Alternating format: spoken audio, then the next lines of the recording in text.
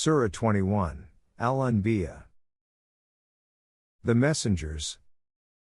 Ayat 1.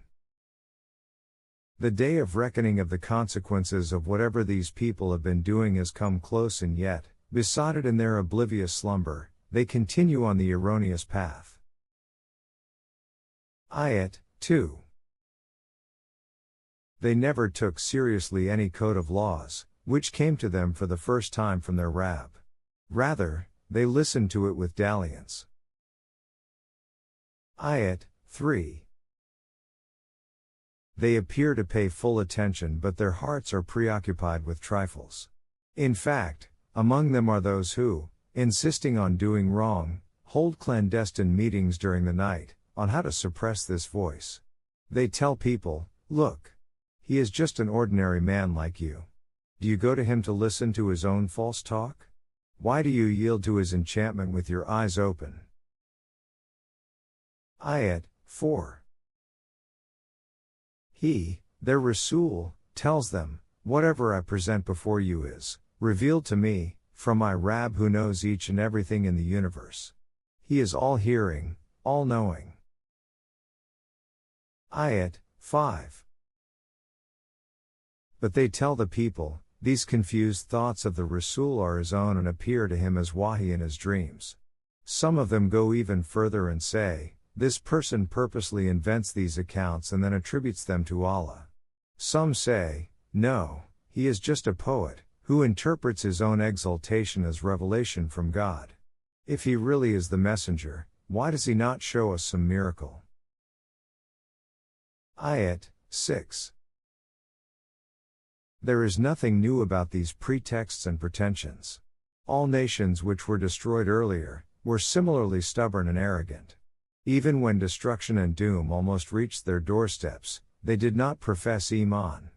Therefore, no matter what logic or arguments you present before them and how repeatedly you caution them about the grievous consequences, they are not going to express Iman. Their downfall shall come in the same way as it did in the past for people like them. Ayat 7.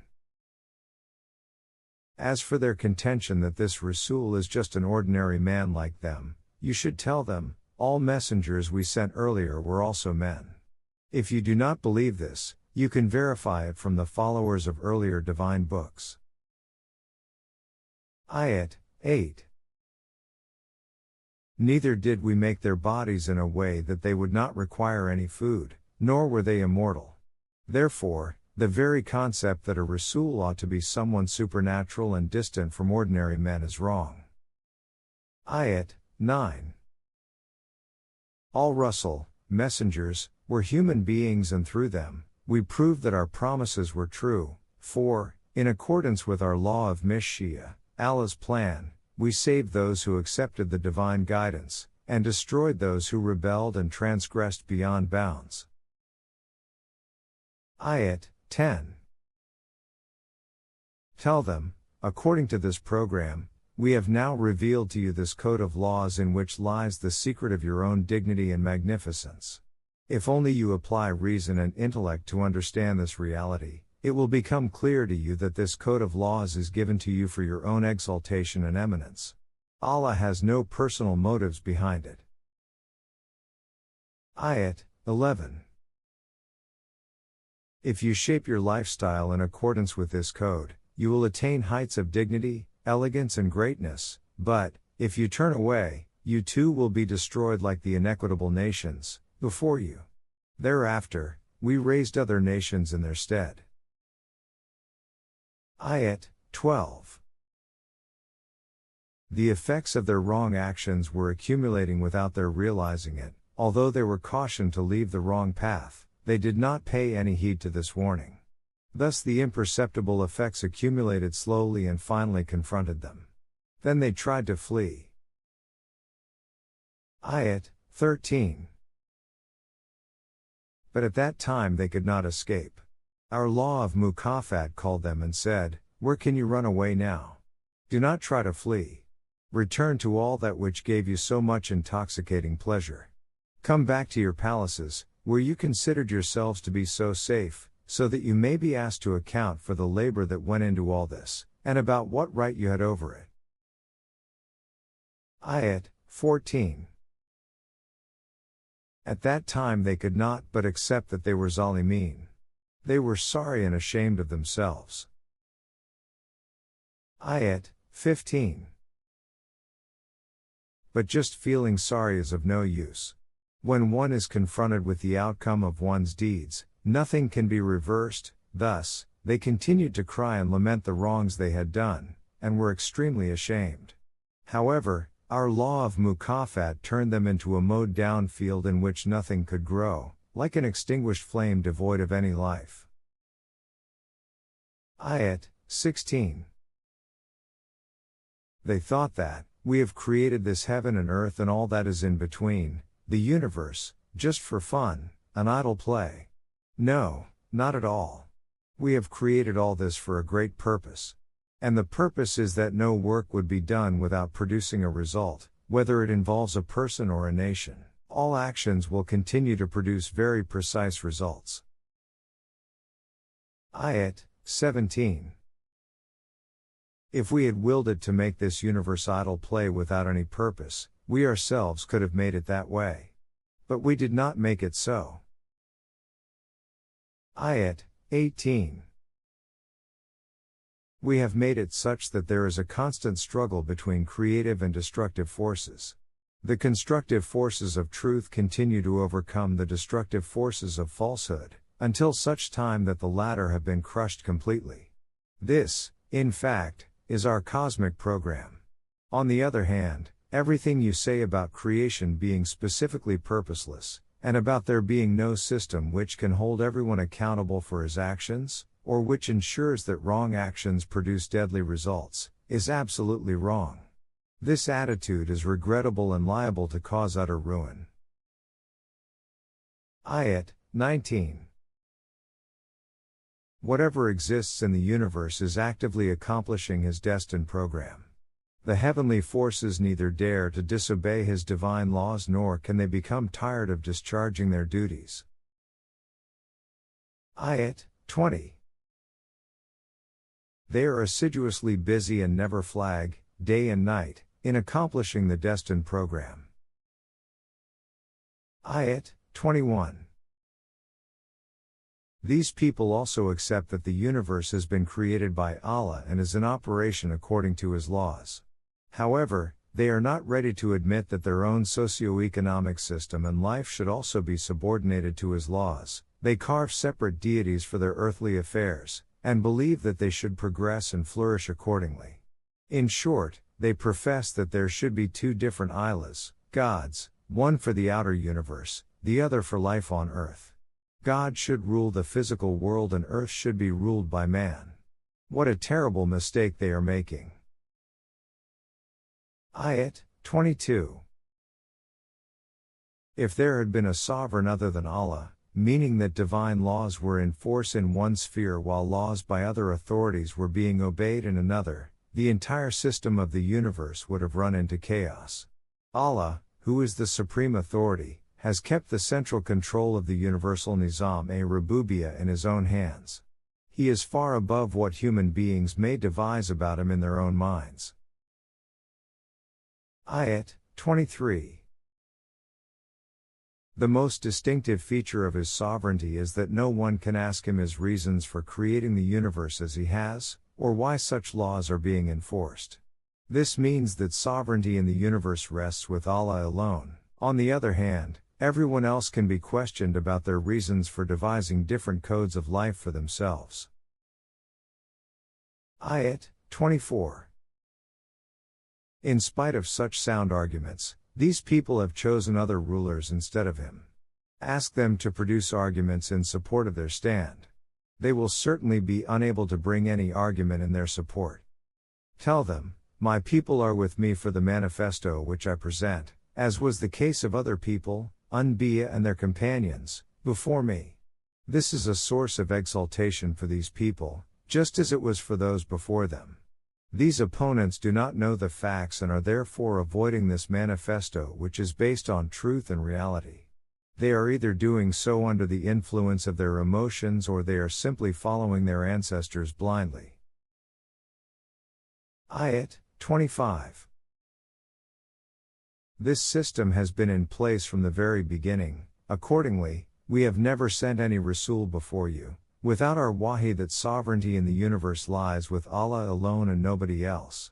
Thus you should obey only Him, and the same is the case with the present wahi.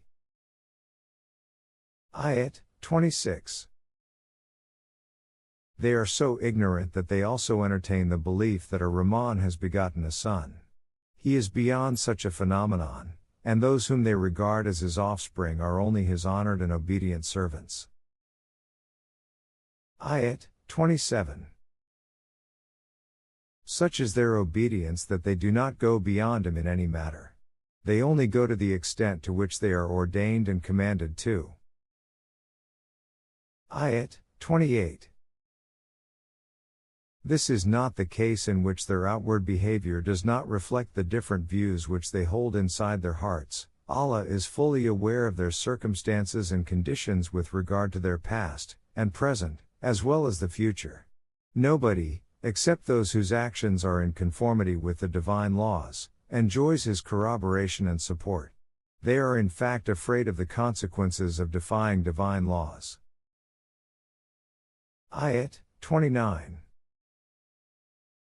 None of them can claim that he is also an Ilaha God. If any one of them ever claims that besides him, he is also an Ilah, that he also wields the same authority as that of Allah, then we will send him to Jahannam, in the same way we requite other Zalimin. Ayat 30. Out of their sheer ignorance some people take natural phenomena as deities or divinities.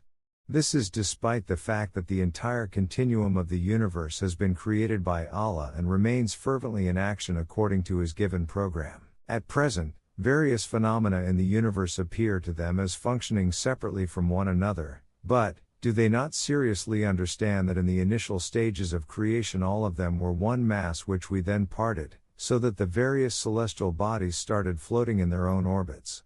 Take for example the planet Earth.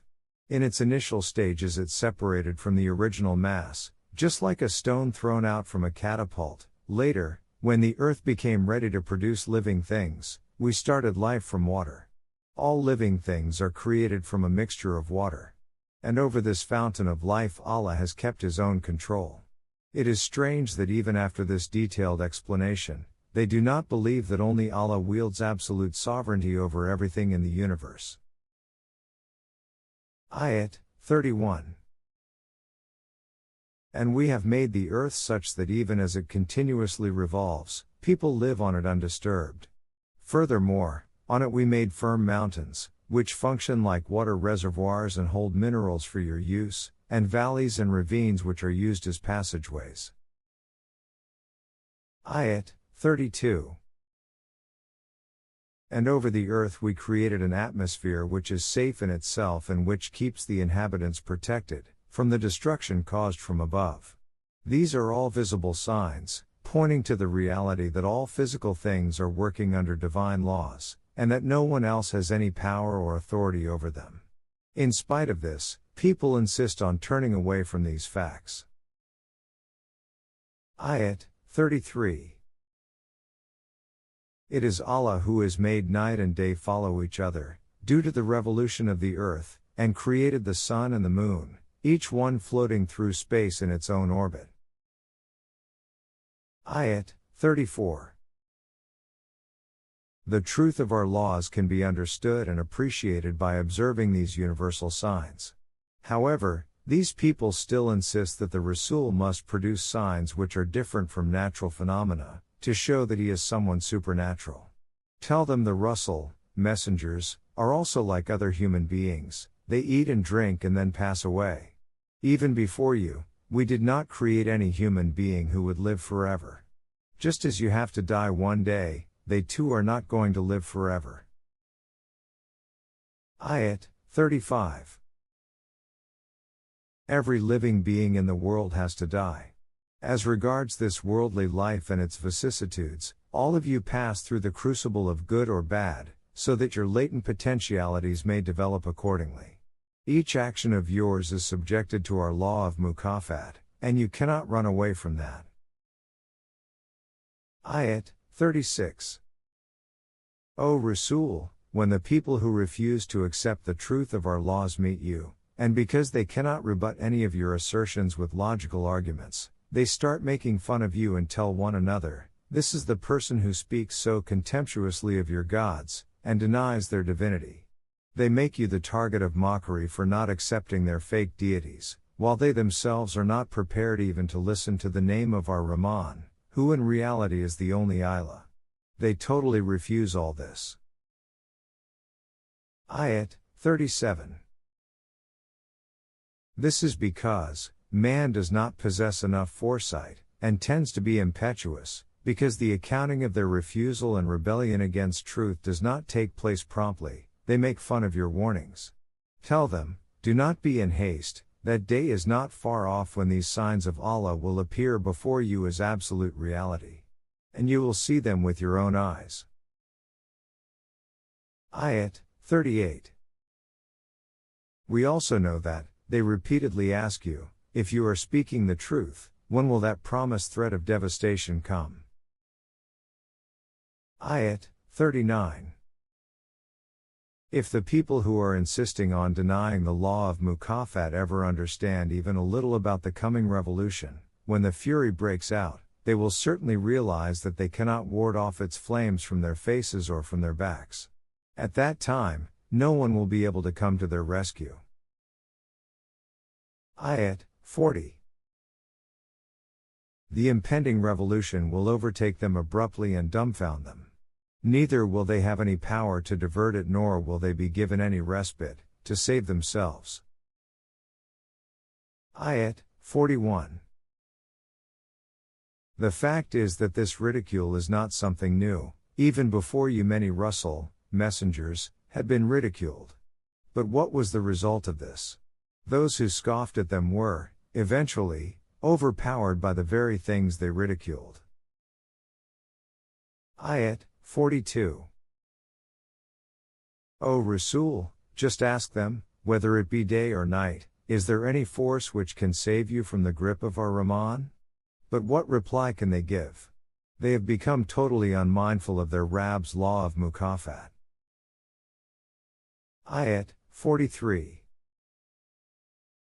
Are there some forces which will save them from our clutches? How can those they consider their deities shield them when the fact is that neither are they able to help or protect their own selves, nor do we render any protection to them.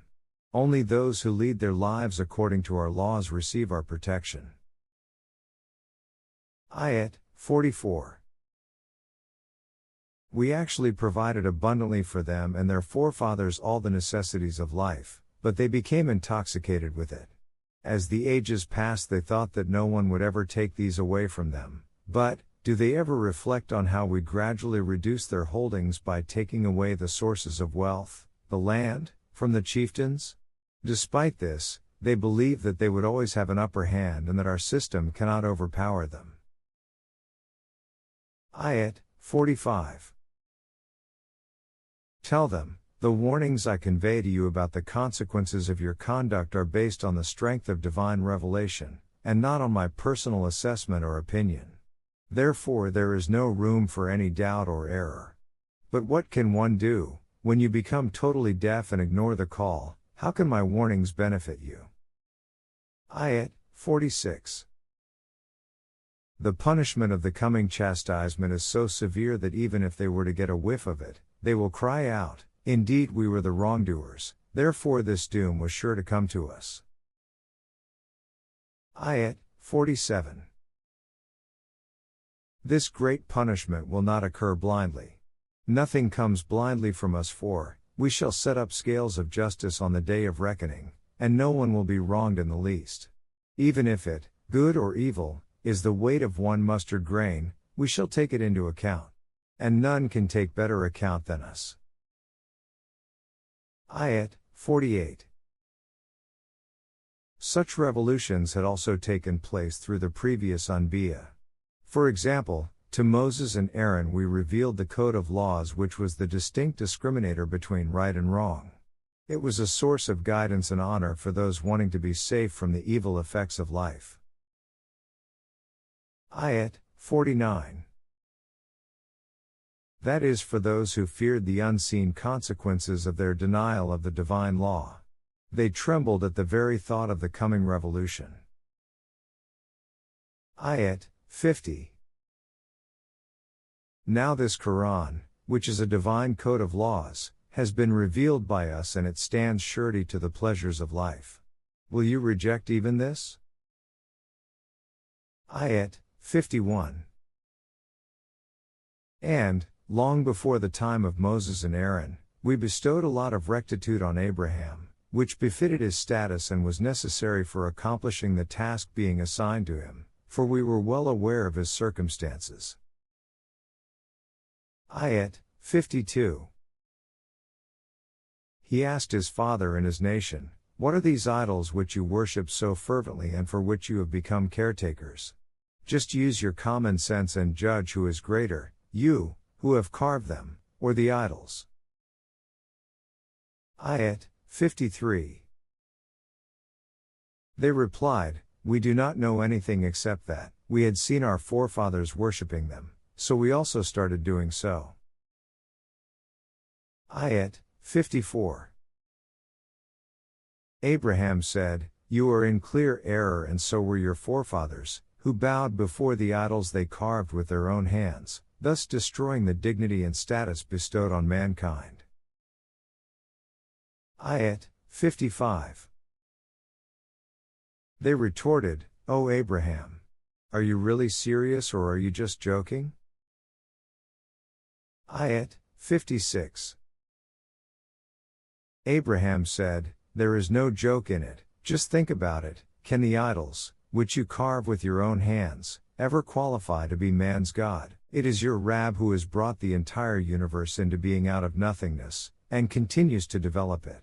The only proof you have to justify your claim is that your forefathers had been doing the same, but I stand witness to my own claim, and can produce whatever firm evidence you ask for. Just think about whose evidence can be more trustworthy."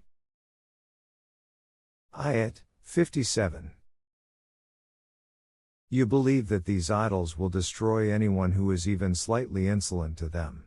In order to disprove this contention and also to show how helpless your deities really are, I will bring them down after you leave, and Allah is witness that I shall certainly do so.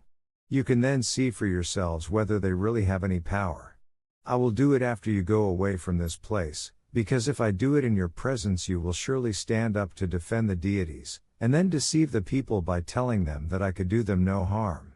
In your absence the matter remains between me and the idols, and then it will become abundantly clear that they do not have any power, not even to defend themselves. Ayat 58. Hence Abraham smashed the idols into pieces, except the biggest one so that the people may turn to it. In this way, they could be told that their biggest deity was still present, and they could question it about how all this happened in its presence. If that idol had also been broken, there would be no point for this line of reasoning. Ayat 59. So when the people came to the temple and saw the condition of the idols, they exclaimed, "Who has done this to our deities? Whoever has done this is surely a zalim and out of bounds." Ayat 60. The priests knew who had done this but deliberately concealed it. If they disclosed that Abraham had warned them beforehand, they themselves would be held responsible for their failure to protect the deities. However, some of the people said, "We heard a youth by the name of Abraham talking about these idols, and perhaps he is the one who has done this." Ayat 61. In order to regain credibility or just to save face, the priests said, "Bring him, Abraham, here before the people, so that they may give evidence against him, that he was the youth talking against the deities." Ayat 62. Abraham was called and some people identified him as the person who had spoken against the idols. The priests then assumed the position of the court, otherwise their failure to protect the idols would have been a very serious allegation against them. They said to Abraham, "The allegation against you is that you have done this to our gods. Now what do you have to say in your defense?" Ayat 63. If Abraham had replied simply, "Why are you behaving so innocently by asking me this? Did I not forewarn you what I was going to do to your deities?" This would surely have aroused the people's feelings and the truth would not have manifested itself. Abraham said, "This may be looked into later, but for the present just reflect over it. You believe that your deities possess lots of powers to fulfill the wishes of their followers and destroy their enemies. In your opinion, the powers of the biggest one are unlimited. Now all this happened in his presence. Why did he not stop the one who has done this by employing his might and saving all the other deities from destruction?" There was complete silence at this reply. Then Abraham addressed the priests and said, "You used to tell people that these deities have knowledge of the unseen and know everything. Whenever someone comes to ask you about anything, you assure him that you will reply after asking the deities. Then you come back with a reply pretending that it was from the deities. Now if you are true in your assertion, why do you not ask them directly instead of asking me about who has done this mischief unto them?" Ayat 64. Abraham's reply put the priests in a very awkward position. Moving somewhat away from the crowd, they started telling each other that in fact they themselves were at fault. Ayat 65. On the face of it they were all convinced, but it went beyond the dignity of priesthood and their status, to accept the facts openly. Even after touching such heights of reason and logic, they fell victim to ignorance and superstition. They came back to Abraham and said, "You have raised this point just to win a debate, for you know fully well that these deities do not talk." Ayat 66. At this Abraham said, "How sad and strange it is that you have left Allah aside and have willingly made these idols for worship, when they can neither do you any good, nor bring any harm." Ayat 67. Fie on you and those you worship other than Allah. Will you not use any reason at all? Ayat 68. They had nothing to discuss with Abraham, except that which any group of doubters always does in such situations. They instigated the masses and said, "If you have any courage you should get up and burn this person alive and thereby openly uphold your deities." Ayat 69. Thus while they were busy flaming the fire of revenge, we were planning a way to cool down its flames so that no harm would come to Abraham. Ayat 70. We rendered ineffective the strategy they had planned against Abraham, and thus they were unsuccessful in their plan. Ayat 71. We saved Abraham and Lot, his companion, from the nefarious designs of these people, and guided them towards the land which we had made blissful and peaceful for all humanity. Thus by migrating from one place to another, the Rusul, messengers, of Allah kept themselves safe from the evil and harmful planning of their enemies. Ayat 72. Abraham then started a new life in the green and fertile land of Syria, and he was successful in his mission. There we blessed him with a son, Isaac, and, in addition to that, a grandson, Jacob, both of whom were gifted with the best of righteous qualities. Ayat 73. And we bestowed upon them the leadership of their people who, according to our laws, were guided to the right path. We revealed to them laws through which they could establish the system of Salah and Zakah, and for the benefit of their people actively partake in constructive deeds. All of them obeyed our laws and commands. Ayat 74. Lot had also migrated with Abraham. At that time, he was like other Momineen, but later, we bestowed upon him the knowledge and wisdom of a Nabi, according to which he could decide the affairs of his people. As people of his community were lewd and did abominable deeds, we destroyed that habitation and took Lot to another safe place. Ayat 75. We blessed him with our grace and bounties, for he too was one of the Salihin. Ayat 76. Similar to this is the story of Noah, whose era was earlier than that of these Anbiya. He persistently called his people to come to the right path, but they continued to rebel. When their transgression crossed all limits, Noah called us. We responded to his call and saved him and his companions from great distress. Ayat 77. And we helped him against those who had belied our laws. They were really wicked people, so we drowned them one and all. Ayat 78. Likewise, is the story of David and Solomon. Both were busy consolidating and strengthening their state, and making it prosperous for the Bani Israel. But their people were out to destroy their land, just like a wayward herd grazing away on a shepherd's fields without his knowledge. These people in fact never wanted to live a disciplined life, and we were watching how the two, David and Solomon, planned to discipline their community. Ayat 79. During David's era not much could be done to correct these people. However, Solomon understood the situation more profoundly. He succeeded in tightening the discipline of these people. We had in fact bestowed on both these Anbiya the wisdom of Nubuwah and authority to govern. Such was the extent and strength of Solomon's empire that we subjugated all chieftains of these tribes as well as the mighty horse riders belonging to the Tyre tribe, which formed the most powerful section of his cavalry. All of them were united in their support for him. They were busy, day and night, performing their duties, and all this was in accordance with our divine assignment. Ayat 80. And we taught him how to make a more, so that by wearing it he would be safe from the enemy's weapons, in the battlefield. Even then you were ungrateful to him, and actively conspired to weaken the state. Ayat 81. As for Solomon, we tamed the stormy and tempestuous sea winds so that according to his program, he could sail his ships to the rich and fertile lands. And most certainly we do have knowledge of everything. Ayat 82. We also made people of the large rebellious tribes subservient to him. For him they dived into the sea, and brought out pearls.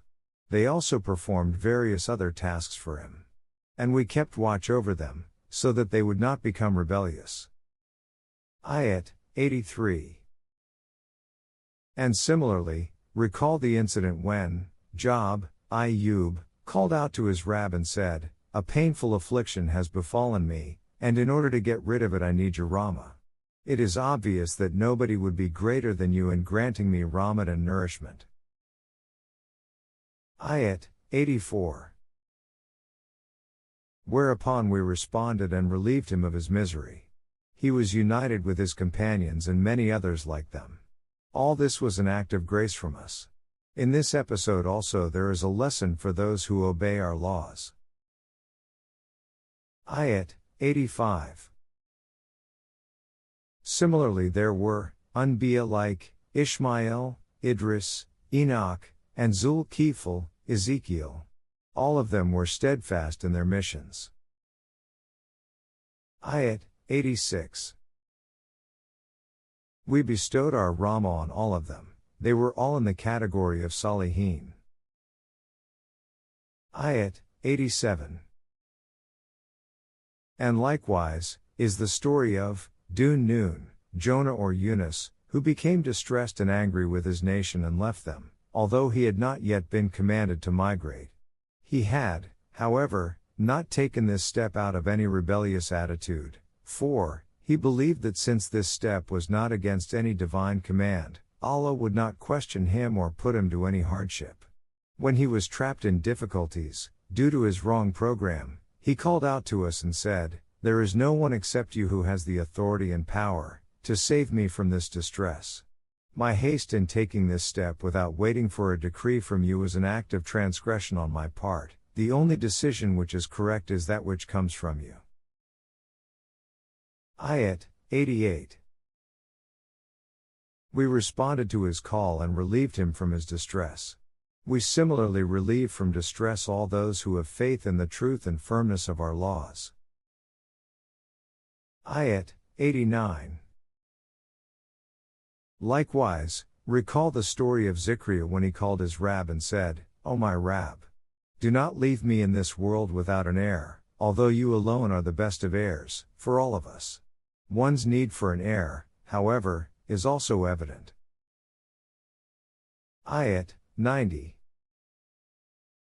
We responded to his call and cured his wife of infertility, and bestowed on him a son, John the Baptist, Yahya. All these Anbiya aggressively pursued everything that was for the benefit of humanity, and sought guidance from us in all walks of life, whether conditions were good or adverse.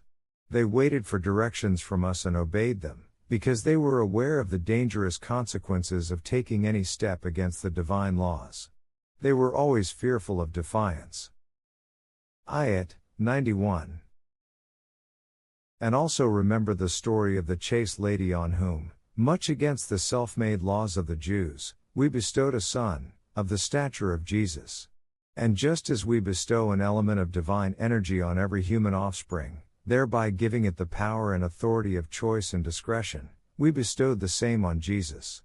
Both of them were living examples for people, showing the marked difference between decisions made in accordance with divine laws and those taken under man-made laws. The so-called Jewish Sharia declared them to be accursed and reprobates, whereas Allah's Sharia made them worthy of all respect. Ayat 92. O Rasul, this was your group, of Anbiya, a single community from the beginning to the end. Their teachings and objectives were the same. We had told them all that the focal point of their teachings should be that, I alone am your Rab. Therefore you should only obey me and let no one else share this position. Ayat 93. It is apparent that if all Anbiya were members of one community and their teachings were also the same, their followers too should also have been like one united community. However, due to their differences they, Anbiya, tore this unity to pieces, although ultimately they all have to revert to our laws, for certainly man has no other course leading to success and prosperity. Ayat 94. The basic law is that, the person who is convinced of the truth of the divine laws and acts upon the beneficent program prescribed by him, will not only develop his own self but he will also set right and improve the impaired affairs of society. His efforts will not go waste, as they will be fully fruitful. This is because our law of mukafat records and preserves everyone's efforts and activities. Ayat 95. On the contrary, people whose abilities stop growing are destroyed. They are then completely deprived of all the pleasures of life, and cannot return towards prosperity. Ayat 96. However, there is a recourse. When mighty and aggressive nations emerge from their countries to overrun and occupy weaker nations, after a period of adjustment the latter will show signs of awakening and try to regain their lost status and position. Thus they get a new lease of life. Ayat 97. And tell those people that, as stated earlier, the revolution, which will bring forth solid and constructive results, is near. Those who deny the truth of our laws will be shocked and exclaim, "Oh woe unto us, how unaware we were of this impending revolution that we continued to transgress." Ayat 98. At that time they will be told, you, and all the leaders you obeyed in place of the divine laws, are fuel for Jahannam, the devastating and fiery chastisement. Its flames are not fueled from external sources. Your own misdeeds become its flames. You, yourself ignite it and then, burn in it. Ayat 99. If these deities of yours truly had any power, then why should they, your leaders, be drawn into this devastating chastisement? Now they will remain trapped in it. Ayat 100. Their screaming and crying will be so loud and intense that they will be unable to hear anyone. Ayat 101. However, those who, on account of their deeds, have been adjudged worthy of a balanced way of life, will be kept far away from this chastisement. Ayat 102. They will be so far away that they will not even hear the faintest sound thereof. All their desires will be fulfilled and they will forever abide in that pleasant state. Ayat 103. Even the most serious revolution will not disturb them, and all the constructive forces of the universe will be with them. They will be told that this is the era which they had been promised would come one day. Ayat 104. In that era, we will roll up all those who are in the high echelons of society like a scroll that is rolled up after the accounts are closed. This is because at that time they would no longer be needed. The social values and economic system would be under one control.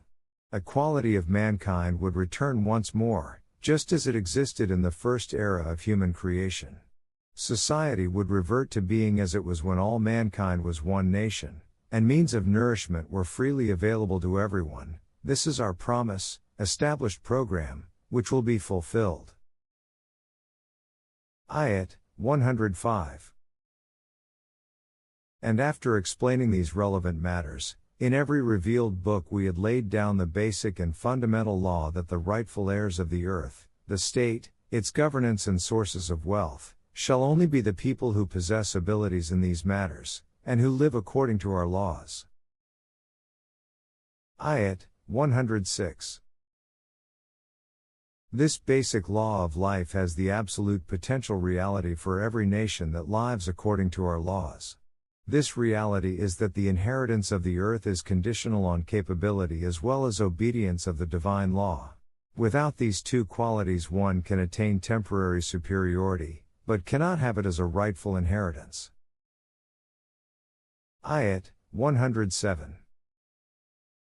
The code of divine laws according to which you become the rightful inheritors of this earth, has now been given to the people through you, so, O Rasul, proclaim to all people that their correct and complete development can only be achieved through obeying these divine laws. The nation that rejects these laws will be deprived of divine blessings. Your Nubuwah shall thus become a source of real blessings, Rahmah, for all humanity. Ayat 108. Proclaim that the essence of the teachings which have been revealed to you, is that real authority and power lie with Allah alone. No one besides Allah is worthy of obedience and subservience. Ask them, do you submit to the obedience of these laws? Ayat 109. If they turn away, tell them, I have warned you about the consequences of the right or wrong way of living. It is your own discretion whether to accept it or not. Should you not accept it, you will be destroyed. I cannot tell you when that hour of doom about which you are being warned will come, whether it will be soon or later, but it will certainly come. Ayat 110. Even if you adopt a hypocritical attitude and present what you do not have in your heart, the onset of the hour of doom will not stop because Allah's law of mukafat is well aware of whatever you say openly and that which you conceal in your hearts. Ayat 111. And if there is some delay in its occurrence, I do not know whether a delay will add to your miseries, or whether it will give you respite to enable you to take some advantage from the provisions of life. Ayat 112. The Rasul conveyed everything to the people in accordance with the divine guidance, and thereafter, he said, O my Rabb, the time has now come for you to announce the verdict between me and these people. Then he told his people, our sustainer, our Rabb is our Rahman. We implore His succor that He may grant us the complete development of our abilities, so that we are able to stand up to all that He ascribes.